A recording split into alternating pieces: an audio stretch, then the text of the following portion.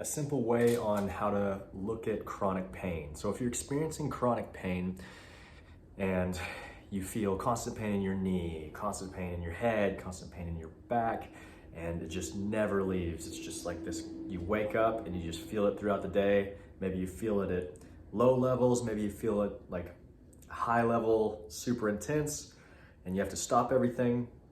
Or maybe you feel it really low level, where it's like a dull, achy thing throughout the day, and it's been going on for longer than you feel appropriate, right? A lot of times, something happens and we feel like the pain is gonna last a little bit. It's like, okay, this is kind of normal, but then it lasts longer. And after maybe a week or a month, or maybe you've even been suffering for years, here's a way that we can grasp this idea and look at it a little better. And from this knowledge, we can use it to figure out what our solutions may be if we haven't found any yet. So we can think about our body like a big tube, okay? I need to be able to get things from the top of my tube to the bottom of my tube, right? So things need to go all the way from the top, all the way to the bottom, and then my things in my body also need to return back up. So things need to go all the way from the top to the bottom, and then from the bottom up. So we have this tube, and my body is just a bunch of tubes, okay? And on this tube, it's kind of like we have this sort of energy that's going from the top all the way to the bottom, boom, and then it has to go from the bottom back up, boom. And sometimes throughout this travel, whether it's my shoulders or my arm, my body, all the way through this tube, this wider tube down into these lower tubes, my legs, so like my back down to my legs back up. Sometimes energy, we'll just call it energy to kind of encapsulate everything, sometimes it gets stuck and then it kind of balls up in that area. And so then we have this sort of excess. So the body is a bunch of tubes, and if we're not getting this energy flow from one side to the other, it gets caught and you have an excess.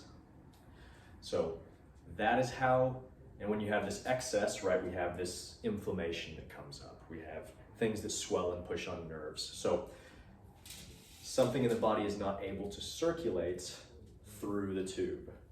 We'll also kind of look at this too, and we'll see that this kind of energy is not exactly straight. Our body has this ability to turn and spin, and so the tubes, it's not just this direct tube straight down, but it's all the little tubes that are on the outside of my main tube that need to push energy forth and bring it back. So when they get stuck, that's when we start to have pain in that space, and if we can't get it out, if we can't get whatever this blockage is kind of freed up, then we have pain. If we can free it up, then it just flows right out. So that's how we can interpret that with the body. If we have other sort of things, so just like the energy going through the body, where we have the gas, the lymph, the blood, the pressure, all these things that are traveling through the body, we also can have kind of this mental energy or spirit, or however you'd like to say it. But when we are very angry at somebody, or say we feel guilty because we're not enough or something like that. So if I keep thinking that I'm not enough and then I stop, it's the same thing as this tube traveling from one side to another. Instead of moving forward, say I meet a challenge, like say I'm in school or I'm in my work, say I'm in work and I meet a challenge, I don't meet a deadline on time, and then I get yelled at from my boss. If I'm still working I don't just stop. I can still move forward. I can get over that, and then I can move forward and maybe get better at what I didn't make. Maybe I didn't complete a project on time. Okay, I'll figure out how I can complete that project a little bit better.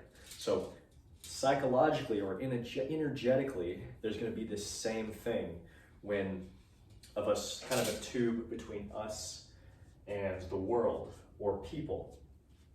So can the energy from the world come to me, and then can it go through me back out, and then can I have that back and forth?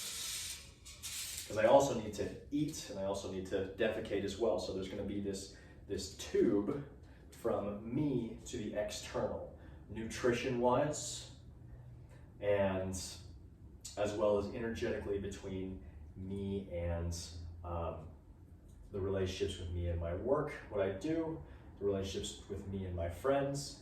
If I hurt one of my friends and I feel bad about it, then I hold this bad feeling.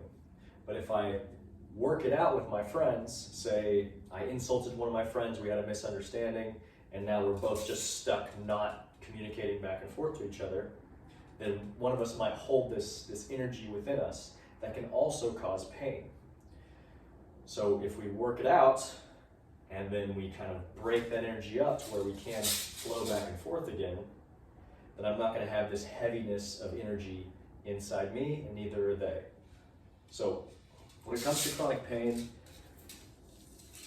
we're trying to create circulation, and we can do that through creating circulation through the body tube, so through the body, or through the nutrition tube between me and my environment, the things I eat, or the, say, energetic tube. So my relationships with my parents, my children, my family, is that something that we can also improve this circulation of this tube.